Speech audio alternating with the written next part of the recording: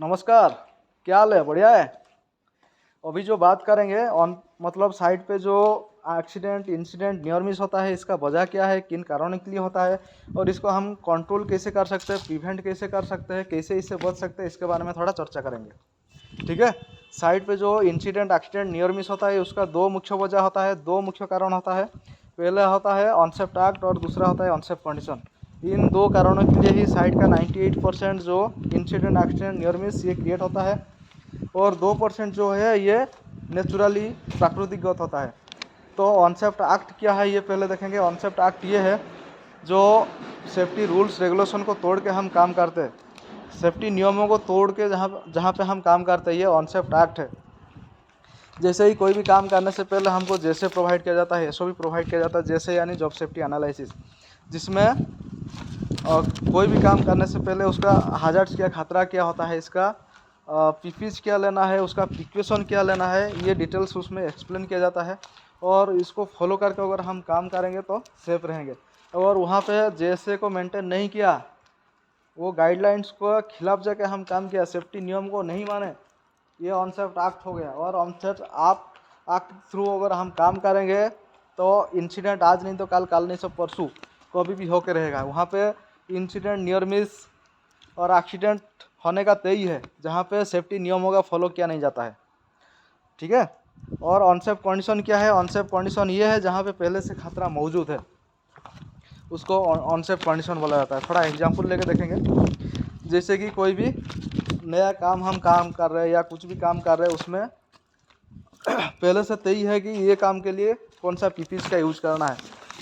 वहाँ पे जो गाइडलाइंस है, वहाँ पे जो पीपीज यूज करने के लिए हमको बोला जाता है, अगर हम वो पीपीज पहन के यूज करके काम करेंगे तो सेफ रहेंगे। अगर वो पीपीज हम बिना यूज किए काम किए और वो पीपीज को हम अगर देखा करेंगे, पीपीज को साइड करके काम करेंगे, तो कभी भी खतरा आ सकता है कि नहीं है ना। जैसे कि आपका रिगिंग में पीपीज क्या होता है? सेफ्टी शूज, हेलमेट और हैंड ग्लव्स। और इसके बिना ही अगर हम काम करेंगे तो खतरा आएगा कि नहीं आएगा? आप मानते हैं? बिना हेलमेट पे, बिना सेफ्टी शूज में, बिना हैंड ग्लव्स पे अगर आप कुछ मटेरियल लिफ्टिंग करेंगे या कुछ रिगिंग करेंगे, है ना, कुछ भी काम करेंगे तो खतरा कभी ना कभी पैदा हो सकता है। कभी भी आप इंजरी हो सकते हैं, कभी भी आप घायल हो सकते हैं, कभी भी आपका नुकसान पहुंच सकता है। इसके लिए पीपीज ज़रूरी है। अगर पीपीज पहन के हम काम कर रहे हैं तो सेफली काम कर रहे हैं, अगर पीपीज नहीं पहन के काम कर रहे हैं तो ऑनसेप्ट एक्ट के थ्रू हम काम कर रहे हैं। सही है। ऑनसेप्ट का एक्ट क्या है, क्लियर है? ठीक है। तो अभी देखेंगे ऑनसेप्ट कंडीशन क्या है। ऑनसेप्ट कंडीशन ये है जहाँ पे पहले से खतरा मौजूद है। जैसे कि आप लिफ्टिंग और टूल मतलब लिफ्टिंग, शिफ्टिंग, लोडिंग अनलोडिंग ये सब काम कर रहे हैं आप लोग, तो यहाँ पे ऑनसेप्ट कंडीशन क्या है? जैसे कि कहाँ पे आप क्रेन लेके लिफ्टिंग और लोडिंग अनलोडिंग का काम करना चाह रहे हैं, वहाँ पे अगर ग्राउंड लेवल सही नहीं है, अनइवन ग्राउंड सरफेस है, तो ये ऑनसेप्ट कंडीशन है। पहले उसका ग्राउंड लेवल को सही कीजिए, लेवल कीजिए, फिर वहाँ पे क्रेन लेके इंस्टॉल करके फिर काम शुरू कीजिए। ये सेफ मेथड, सेफ प्रोसीजर है। उसके बाद वहाँ पे अगर कोई ओवरहेड पावर लाइन्स है, तो पावर लाइन्स का जो पावर सप्लाई, उसको ऑफ करने के बाद ही वहाँ पे क्रेन लेके क्रेन के थ्रू काम करना है। अगर पावर सप्लाई बिना ऑफ किए वहाँ पे हम कुछ काम कर रहा है तो हमको कभी भी नुकसान पहुँच सकता है, और ये अनसेफ कंडीशन है। ठीक है।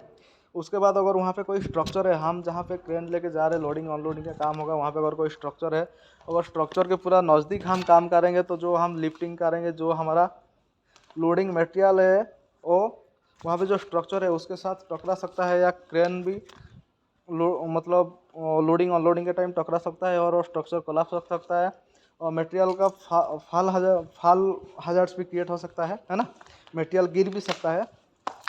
तो पहले वहाँ पे देखेंगे स्ट्रक्चर वगैरह कुछ है कि नहीं है, स्ट्रक्चर है तो दूरी मेंटेन करेंगे। समझ में आ गया? ऑनसेप्ट एक्ट, ऑनसेप्ट कंडीशन। और यहाँ पे जो भी रूल्स रेगुलेशन है उसको फॉलो करेंगे और सही से काम करेंगे। जैसे कि सिग्नल मैन, रिगर और ऑपरेटर ये सर्टिफाइड होना चाहिए, अनसर्टिफाइड नहीं होना चाहिए। ठीक है ना। ये रूल्स रेगुलेशन को हम फॉलो करेंगे। सिग्नल मैन को प्रॉपर्ली सिग्नल देना आना चाहिए, रिगर को प्रॉपर्ली रिगिंग करना आना चाहिए, और ऑपरेटर को ऑपरेटिंग के बारे में डिटेल्स ज्ञान होना चाहिए। इसका खिलाफ अगर कोई काम कर रहा है जिसको ज्ञान नहीं है तो ऑनसेप्ट एक्ट है। ठीक है। तो हम ये रूल्स रेगुलेशन को फॉलो करेंगे और सेफली काम करेंगे, और ऑनसेप्ट कंडीशन को जहाँ पे है वो ऑनसेप्ट कंडीशन को सही करके फिर से काम करेंगे। समझ में आ गया? ठीक है। सही से काम करिए और सेफली काम करिए, सही से रहिए, ठीक है।